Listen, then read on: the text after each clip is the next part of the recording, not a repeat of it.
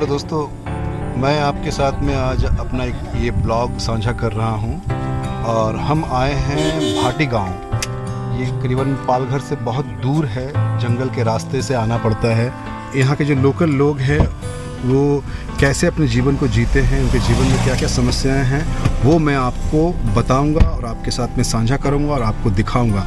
तो चलिए हम चल पड़े हैं भाटी गांव के और दिखाएंगे कितना खतरनाक रास्ता है, लोग किस तरह से यहाँ जीवन जीते हैं और कितनी समस्याएं हैं उनके जीवन में। चलिए आगे बढ़ते हैं।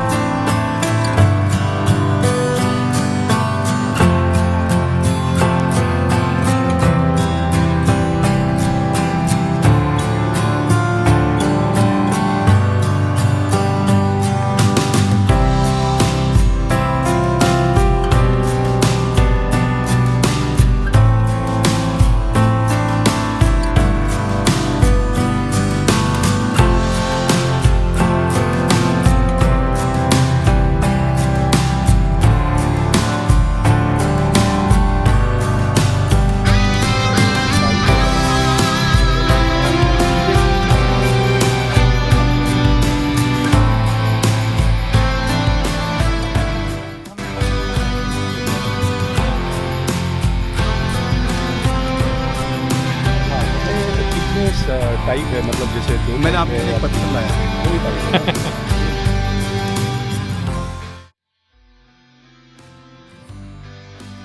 नमस्कार दोस्तों, मैं हूं इस वक्त भाटीपाड़ा जगह का नाम है भाटीपाड़ा। तो भाटीपाड़ा से लोग किस तरह से यातायात करते हैं, कैसे जाते हैं और कितनी यातनाएं करने के बाद लोग पहुंचते हैं, तो मैं इसकी छोटी सी जानकारी आपके साथ साझा करूंगा और इसे बताएंगे यहाँ के एक लोकल मास्टर, लोकल जानकार, लोकल सहायक। आपका नाम? कैलाश कुरकुटे। कैलाश जी, मुझे बताइए कि ये जो लोग यहाँ से आते हैं जाते हैं, उनको किन किन समस्याओं से गुजरना पड़ता है, ज़रा मुझे बताइए। जी जी, धन्यवाद। यहाँ पे जो आपके सामने दिख रहे हो भाटीपाड़ा करके एरिया है, यहाँ आने जाने के लिए पहले तो रास्ता नहीं है। ज़्यादातर बारिश के टाइम में जब भी पानी से भर के पूरी जो अपनी रिवर है, नदी से जब भी उनको इस तरफ आना पड़ता है, जवाहर अपना मार्केट के लिए या सब्जियां खरीदने के लिए या कुछ मेडिसिन के लिए जाना पड़ता है।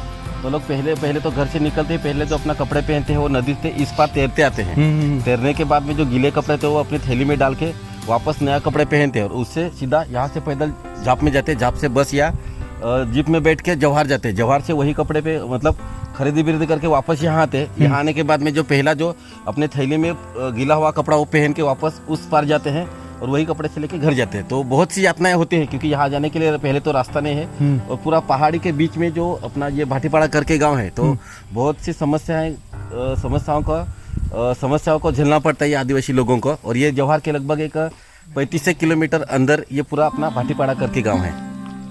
आप देखें कि एक मानवीय जीवन में कितनी समस्याओं के बाद में उसे शहर जाना पड़ता है। एक कपड़ा वो लेते हैं और उसके बाद जब आधी रास्ते में आते हैं वहाँ रुकते हैं, फिर वो कपड़ा चेंज करके फिर चलते हैं। तो ये समस्याएं हैं और मैं अपने ब्लॉग के माध्यम से मैं चाहता हूँ कि जो लोग मेरे ब्लॉग को देख रहे हैं, जो लोग जान रहे हैं, सुन रहे हैं, वो लोग भी इस कार्य में आगे बढ़े और इस जो भाटीपाड़ा का गाँव का रोड का जो समस्याएँ हैं हम जल्द से जल्द किस तरह से पूरा करें, इसके लिए आप अपना विचार मुझे बताइए।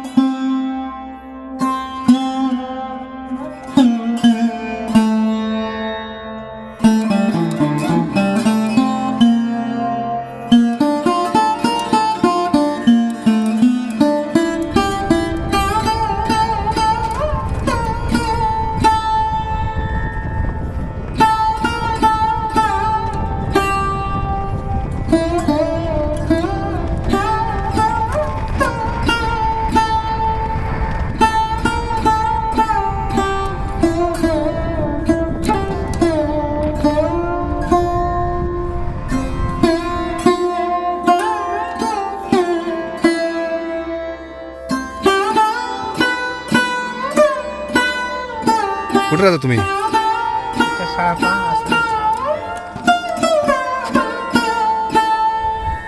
काय तुम्ही सांगू शकता काय तुमचे काय प्रॉब्लम है? सगळं ठीक है? तो देखिए जो दूर पुल देख रहे हैं, वो पुल वहाँ से गुजरने के बाद वो छोटा सा गांव दिख रहा है आपको?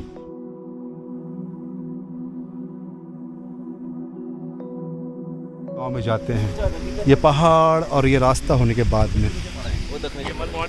तो आप मुझे बताइए कि इस गांव के बारे में। आगे अलाउ नहीं है। ये मनमोहाड़ी करके गांव है। यहाँ जाने के लिए तो फिलहाल रास्ता तो अच्छा नहीं है। यहाँ से लगभग हर साल में कुछ ना कुछ ऐसी घटना होती है कि जाने के रास्ता नहीं है, बड़ा गाड़ी जा नहीं सकता क्योंकि रास्ता है। तो बहुत सी जो गर्भवती महिला है, हाँ। तो अगर उनको कुछ डिलीवरी के लिए, तो यहाँ के जो लोग हैं वो डोली, यहाँ का डोली करके है, जो लकड़ी होता है उसमें से चद्दर बांध के उसमें गर्भवती महिला को रख के वहाँ से सीधा ऊपर तक कम से कम 6-7 किलोमीटर पैदल पूरा पहाड़ चढ़ के उसके बाद में जीप में डाल के जवाहर के लिए लेके जाते हैं। तो ऐसा महिलाओं को दिक्कत आता है क्योंकि यहाँ मेन प्रॉब्लम है, एक तो बहुत लंबा भी है, आने जाने के रास्ता भी ठीक से नहीं, जो मिट्टी वाला रास्ता है वो भी बारिश के टाइम में पूरी मिट्टी धस जाने की वजह से वो कभी कभार बंद हो जाता है। तो मेडिकल फैसिलिटी खाली यहाँ जो आशा वर्कर रहती है वो देती है, लेकिन ज़्यादा अगर बीमारी हो या ज़्यादा कोई सीरियस पेशेंट हो तो ज़्यादातर वो ज़्यादा से ज़्यादा डेथ हो जाता है, बचने की संभावना बहुत ही कम होती होती है। एक एक्सीडेंट भी हुआ था ना। क्या नाम है गांव का? ये गांव का, ये भी हम दूसरा गांव है, ये गांव का नाम है मनमोहाड़ी। मनमोहाड़ी। और हमारे साथ में एक और सज्जन पुरुष है जो हमें गांव को दिखा रहे हैं, गांव के बारे में बता रहे हैं और अपने कार्य से, बोलते हैं ना, अपने कार्य से गांव के लिए बहुत कुछ करते हैं। हमारे साथ में है अमित जी। अमित जी नमस्कार। नमस्कार संजू आप कुछ कहना चाहेंगे? आप जो ये कार्य कर रहे हैं आपको कितना आनंद आ रहा है? जी, जरूर बोलना चाहूँगा संजू जी। ये जो पूरा एरिया है जवाहर का जी, हमारी संस्था ने 30 गांव यहाँ पर अडॉप्ट किए हैं जी। और ये जैसे बताया अभी हमारे सहयोगी ने, कैलाश ने, भाटीपाड़ा, मनमोहाड़ी और भी जो दक्षिण नचियापाड़ा है, ये तो बहुत ही ज़्यादा विषम स्थितियों से गुजर रहे हैं। यहाँ पे मतलब क्या है, ऊपर रोड तक आने के भी बहुत कठिनाइयाँ इनको सहनी पड़ती है जी। तो इस तरह के और भी काफ़ी गांव हैं। और यहाँ सबसे बड़ी विडंबना क्या है कि हम बम्बई शहर वाले के लिए जो पानी पीते हैं, इधर का पानी पीते हैं और इनको खुद के लिए पानी नहीं मिलता। हमारी संस्था की तरफ से पानी का भी काफ़ी काम हुआ है, कुएं भी बने हैं और सोलर पावर पंप के थ्रू पानी भी आ रहा है खेतों में।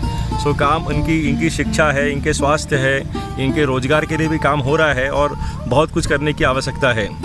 शहर वालों से मेरी ये अपील रहेगी, जो भी ये वीडियो संजू जी के माध्यम से देख पाएंगे, ये मेरा ब्लॉग है। ब्लॉग के माध्यम से, तो आप लोग यदि समय देना चाहें तो आप प्लीज़ जुड़े साथ में और संजू जी से संपर्क में रहें। ये बहुत बहुत शुभकामनाएं आप सभी को। जी जी, बहुत बहुत धन्यवाद आपका। और एक और हमारे साथ में सज्जन पुरुष है, आपका नाम सर? मुकेश मित्तल। मुकेश जी, मुकेश जी भी बहुत सहायता कर रहे हैं, इन छोटे छोटे गांव में अपना समय देते हैं, अपना कीमती समय देते हैं ताकि ये जो गरीब लोग हैं, इस गांव के लोग हैं, उनका जीवन उद्धार हो सके, उनका भी जीवन आ सके। जैसे कि अमित जी ने कहा कि यहाँ वर्षा बहुत होती है लेकिन यहाँ पानी ठहरता नहीं है। यहाँ लोकल लोगों के लिए पानी पीने की बहुत समस्या है। तो पानी का जुगाड़ कैसे हो, अन्न का जुगाड़ कैसे हो, उनकी शिक्षा पद्धति कैसे सुधार हो, हॉस्पिटल में कैसे उनको सही समय पे ले जाया जाए, तो ये सब कार्य करते हैं। तो बताइए सर। देखिए, इसमें मैं 1.5 साल से यहाँ से जुड़ा हूँ जी।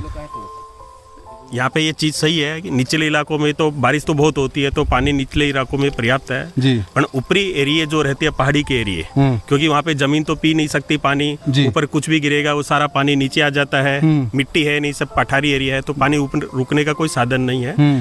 तो हमने जब फिजिकली हमने कंटिन्यूसली यहाँ पे आए, यहाँ की स्थितियाँ देखी, तो हमारे समझ में आया कि पानी को कैसे रोका जाए ऊपर, जिससे ग्रामीण लोगों की ऊपरी एरियो में जो ग्रामीण रहते हैं उनकी पानी की समस्या सोल्व हो सके। लेकिन हमारे बार बार प्रवास करने पर आने पर हमारे दिमाग में आया, हमने एक आर्टिफिशियल पॉन्ड का एक कंसेप्ट लागू किया है 1.5 साल में। अभी हमने 5 तालाब बनाए हैं जिसमें नीचे प्लास्टिक लगा करके और पूरा खड्डा खोद करके तालाब बना करके उसमें नीचे प्लास्टिक लगा करके पानी रोका है। तो ये प्रोजेक्ट हमारा सक्सेस हुआ है। अभी हम लोग अगला 2-3 महीने में इसको और रिव्यू करते हैं। अभी तक का जो रिजल्ट है वो बहुत ही अच्छा सक्सेस है। तो आगे हमारे को 1-1.5 साल में हमारा 100 पॉइंट बनाने का लक्ष्य है। जी, बहुत बहुत धन्यवाद आपका सर। मित्तल जी, बहुत बहुत मैं चाहता हूँ कि आपका जो लक्ष्य है वो बहुत जल्दी कामयाब हो और इन गांव वाले को जो समस्याएं हैं वो बहुत से जल्दी दूर हो जाए और शहर के साथ जुड़ सके। इसके लिए मैं आपको बहुत बहुत धन्यवाद देना चाहूँगा। नमस्कार, धन्यवाद।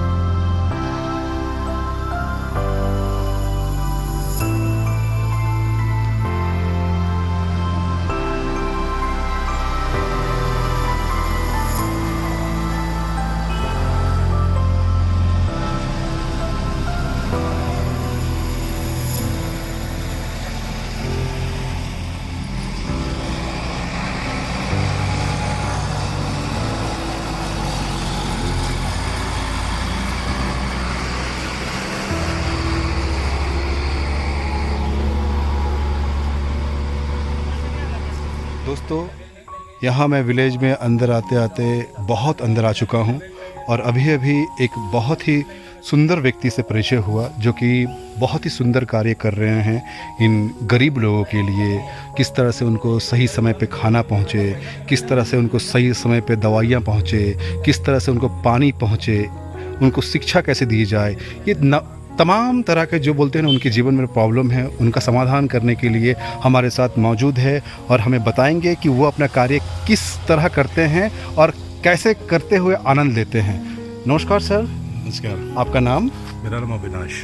अविनाश जी, तो आप 2 शब्द बताइए कि आप कैसे अपने कार्यों को अंजाम देते हैं।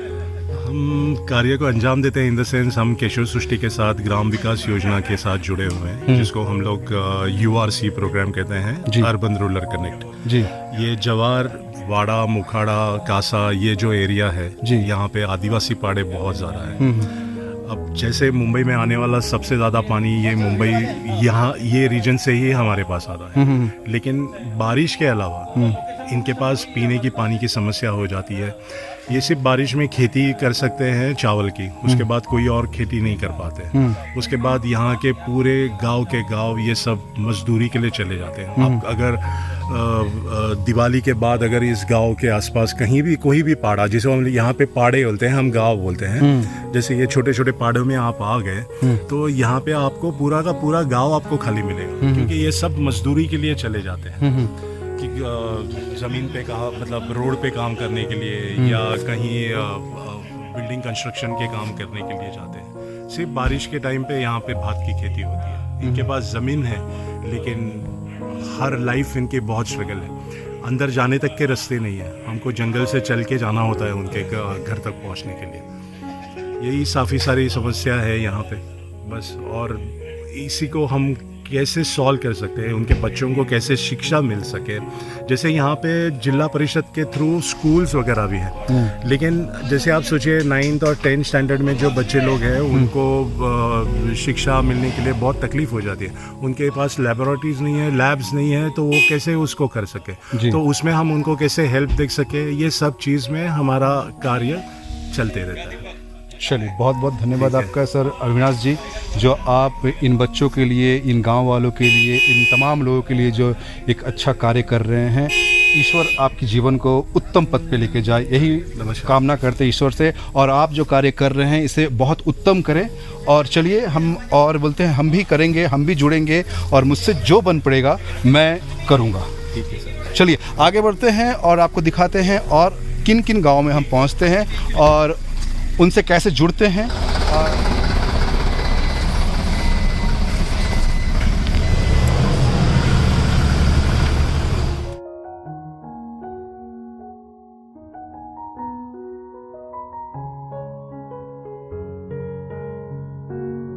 अभी हम बात करेंगे गांव वालों से। आपका नाम? रामदास बागी। क्या काम करते हैं रामदास जी? खेती का काम करते हैं। खेती करते हैं। तुम्हाला हिंदी करते काय? थोडी थोडी मराठी करते? अच्छा अच्छा, तुमचे पाणीचे लय त्रास आहे ना आणि रास्ताचे ना? तुमचं नाव का भाऊ? जानो, तुम्ही काय करता, पढ़ता काय?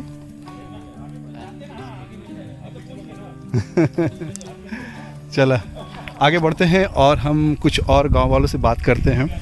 यहाँ पे कुछ महिलाएं हैं जो कि मुझे लगता है कि इनको हिंदी नहीं आती है, ये मराठी में बात करेगी और मैं इनसे बात करूँगा और इनकी समस्याओं को जानूँगा। और जय महाराष्ट्र। तुम्हाला हिंदी करते काय? हिंदी नाही बोलते तर समजते समजते काय? काय नाव आपलं? नाव काय? निर्मला पागी. निर्मला पांडे. पागी. निर्मला पागी. बघा किती छान नाम आहे. कुठे राहता तुम्ही? दखण्याचा पाडा. दक्षिणच्या पाडा. काय करता तुम्ही? शेती. शेती करता काय? मंजूर. अच्छा, तुम्ही सांगा तुमचे काय प्रॉब्लेम आहे शेतीमध्ये? नागली, वरई, उडीद, तूर. आणि किती प्रॉब्लेम आहे तुमच्या शेतीमध्ये? काय पाण्याचे प्रॉब्लेम आहे? पाणी आहे ना, नदी जवळ आहे पण त्याला बंधारा नाही. आणि आणखीन काय प्रॉब्लेम तुम्हाला? काय असा काय प्रॉब्लेम आहे तुम्ही मला सांगू शकता जे तुमचे प्रॉब्लेम लवकर ठीक व्हायला पाहिजे? रस्ता नाही, सरपटच्या केसी झाल्या, डिलेवरीच्या बाया असल्या तर आम्हाला जायला जवारला गाडी नाही, आम्ही पाय डोली बांधून येतो. माणसं सगळी एकजुटीची आहेत ना, त्याच्यामुळं मग माणसं डोली बांधून येते. डोली पण येते. लाकडाचं म्हणजे बांधून चादरी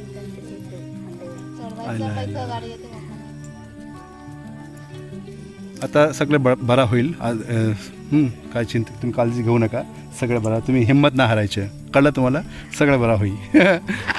चलिए एक और हम महिला से बात करते हैं. हाँ?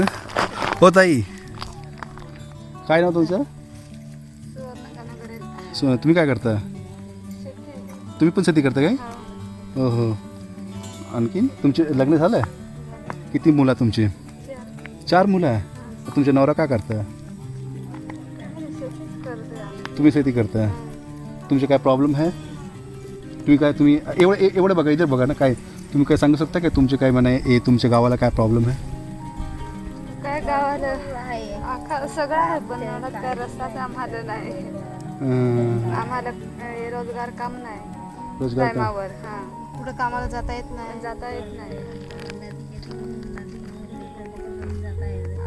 पावसाळ्याचे काम नाही, काही नाही, कामाला जाता येत नाही. तुमचं नाव काय ताई? तुमचे? सुरेखा दखने. सुरेखा दखने. तुमचा सेम प्रॉब्लम है? हाँ सेम. तो आपने देखा कि इन सभी का जो प्रॉब्लम है सेम प्रॉब्लम है. गांव में पानी की समस्या है, रोजगार की समस्या है, यहाँ की जो डिलीवरी महिलाएं हैं उनके अस्पताल की समस्याएं हैं. तो समस्याएं काफ़ी है, एक दो नहीं है. मैं आशा करता हूँ कि जो लोग भी मेरे ब्लॉग को देख रहे हैं, इस ब्लॉग के माध्यम से हम इस गांव को जल्द से जल्द ये जो प्रॉब्लम है इन सब का मुहैया कराएंगे और हम सब लोग एवं भारत सरकार एवं महाराष्ट्र सरकार सभी लोगों का कल्याण के कार्य में जुट जाएंगे, आशा करते हैं. ठीक है, आप लोग चिंता मत कीजिए, आप लोगों का सब कुछ ठीक हो जाएगा. अपना मनोबल मत हारिएगा. हाँ, जय महाराष्ट्र. जय महाराष्ट्र. बोला जय महाराष्ट्र. जय महाराष्ट्र. जय महाराष्ट्र. जय महाराष्ट्र. बोला जय महाराष्ट्र. जय महाराष्ट्र. जय महाराष्ट्र.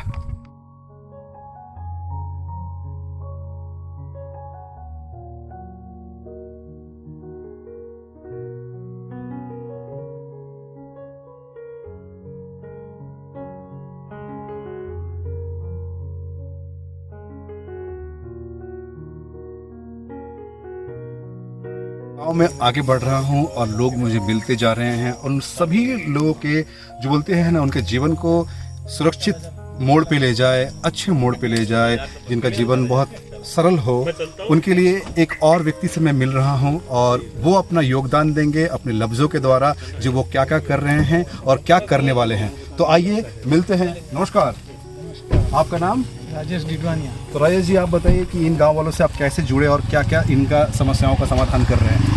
मैं एकल अभियान से जुड़ा हुआ हूँ जी. और एकल अभियान में हमारा आदिवासी वनवासी क्षेत्र में संस्कार केंद्र वगैरह चलते हैं. जी जी जी. तो संस्कार केंद्र विजिट करने इधर आए थे.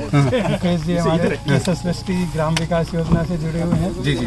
तो यहाँ गाँव में आके देखा कि इनकी स्थिति जो है, तो इनको स्वावलंबी बनाना, इनसे मिलकर इनको मुख्य धारा से जोड़ना. मतलब इनको पैसा देना कोई वो नहीं है, लेकिन इनसे अगर अपन मिलते हैं तो इनको लगता है कि हम भी भारत के रहने वाले हैं और ये लोग हमारे से शहर वाले जब मिलने आते हैं तो उनको बहुत अच्छा लगता है. बिल्कुल बिल्कुल. ये लोगों को जो मुख्य धारा से जोड़ना है, उनका माइग्रेशन रुके. बिल्कुल माइग्रेशन रुके. और मैं ये लाइफ स्टाइल की बात अगर कहें कि देखिए, जैसे कि हम आधुनिक भारत में हैं, आज जो शहर के लोग हैं उनको बहुत तरह की सुविधाएं मिलती है, पास में ही हॉस्पिटल है, पास में ही सब कुछ है. तो उनका लाइफ स्टाइल का कहने का अर्थ ये है कि जो हमारा लाइफ स्टाइल है, जो शहर का लाइफ स्टाइल है, वो कहीं ना कहीं गांव वालों का भी वही लाइफ स्टाइल उनको कम से कम मूलभूत सुविधाएं तो मिले. कम से कम बेसिक सुविधाएं मिले है वो उनको मिले और उनको लगे कि हम लोग क्या बोलते हैं कि इग्नोर किए हुए नहीं है. हम लोग सब आते हैं तो सब मिलके उनको लगता है कि हम भी उनके साथ ही, मतलब उनको बहुत अच्छा लगता है. बिल्कुल, आपका कहना बिल्कुल सही है कि उनको भी लगना चाहिए, और जिनका जन्म यहाँ पे हुआ है वो भी भारत के निवासी है और उनका मूल रूप से उतना ही अधिकार है जितना मेरा और आपका है. तो वो कनेक्ट करने का, सेतु बनने का काम करने का. बिल्कुल बिल्कुल. तो इस सेतु में मैं भी आपके साथ हूँ, मैं भी अपना पूरा योगदान आपको दूंगा और हम कोशिश करेंगे कि जल्द से जल्द हर एक व्यक्तियों को उनका जो सही राइट्स है, उनको जो सही सुविधाएं हैं, उनसे जोड़ा जाए. ठीक है, धन्यवाद राजेश जी.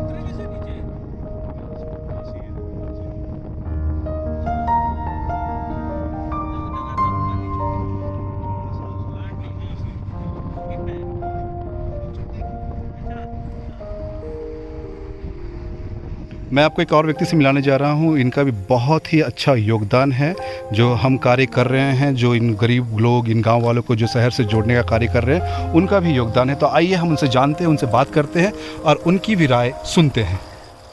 नमस्ते। नमस्ते, आपका नाम? मेरा नाम जय विजय गाला है। तो जय जी, मुझे बताइए कि आप कैसे योगदान दे रहे हैं और क्या क्या आपका योगदान है? मैं ये प्रोजेक्ट से जुड़ा था ग्राम विकास से बिमल जी की वजह से, और मेरे पास अभी थोड़ा टूरिज्म का जवाबदारी उन्होंने दिया है। 1 साल पहले हमने जब ये टूरिज्म की शुरुआत की थी तभी वाड़ा गांव से शुरुआत की थी, और वाड़ा में हमने निहाली गांव में नहीं तो 50 परिवारों को वहाँ पे भेजा था जी। वो टाइम पे एक्सपेरिमेंट बेस में हमने ये शुरू किया था, तब लोगों को बहुत अच्छा लगा। और पालघर क्षेत्र ऐसा है जहाँ पे हमें नैसर्गिक सौंदर्य बहुत अच्छा दिखता है, और मुंबई के लोगों को ये नैसर्गिक सौंदर्य की बहुत ही ज़रूरत है जी। तो वो अपने शौक से यहाँ आते हैं और उनको बहुत मज़ा भी आता है। तो इसको हमने फिर गाँव वालों को रोजगारी के हिसाब से कैसे जोड़ा जाए ये प्रयत्न करने की शुरुआत की, और धीरे धीरे लोगों को जोड़ते गए। आज हम जवार के एरिया में आ गए हैं, और जवार का एरिया देख के ऐसा लग रहा है जैसे ये दूसरा कश्मीर है। तो इसको अभी टूरिज्म से जोड़ के इसको यहाँ के जो वनवासी और आदिवासी लोग हैं उनके लिए रोजगार कैसे खड़ा करें उसकी कोशिश कर रहे हैं, प्रयत्न कर रहे हैं। चलिए, बहुत बहुत धन्यवाद जय जी। और आप जो कर रहे हैं, हम सभी का योगदान आपके साथ में है, मेरा योगदान भी साथ में है, और इस कार्य को और कितना उत्तम बनाया जाए हम सब मिलकर आगे बढ़ेंगे। ठीक है। जय भारत, जय भारत, जय महाराष्ट्र, जय महाराष्ट्र, जय हिंद, जय हिंद।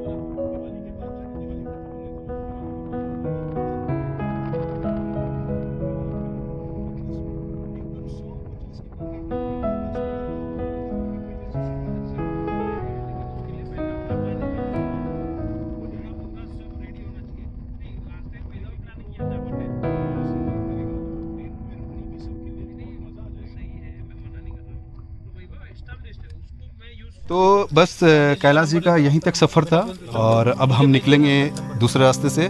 कैलाश जी ने हमें अपना गांव दिखाया, गांव के लोगों से मिलाया, यहाँ तक लेके आया, और आज का जो जलपान एवं दोपहर का भोजन भी उन्होंने करवाया। इनके लिए बहुत बहुत धन्यवाद कैलाश जी। धन्यवाद सर। आप इसी तरह से लगे रहिए जो आप कार्य कर रहे हैं, और मेरा जितना योगदान होगा, मेरे इन लोगों का जितना योगदान होगा वो आपको मिलता रहेगा सच्ची दौड़ से। और जो हमने ये जो प्रतिज्ञा ली है कि इस गांव के हर एक निवासी को उसका सही राइट मिले जी, उस काम के लिए जो हम सब जुटे हुए हैं, जो संकल्प लिए हैं जो काम के लिए, वो जल्द से जल्द हम पूरा करेंगे। जरूर जरूर जरूर। जय हिंद, जय हिंद, जय महाराष्ट्र, जय भारत।